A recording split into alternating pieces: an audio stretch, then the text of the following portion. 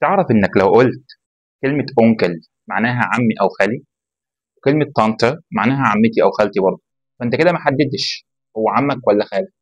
عشان تحدد بتستخدم كلمة سهلة جدا اسمها موتر ليشر زايتا لو هو خالك أو خالتك، بتستخدم كلمة فيتر ليشر زايتا لو هو عمك أو عمتك، لأن كلمة موتر ليشر زايتا يعني من جهة الأم، كلمة فيتر ليشر زايتا يعني من جهة الأب.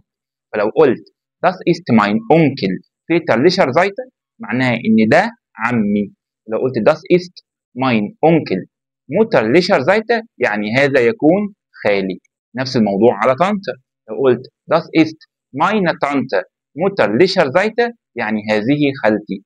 ولو قلت das ist meine Tante väterlicher Seite معناها هذه تكون عمتي. ودي كانت سلسلة ألماني في دقيقة مع دوتش ماختش باص.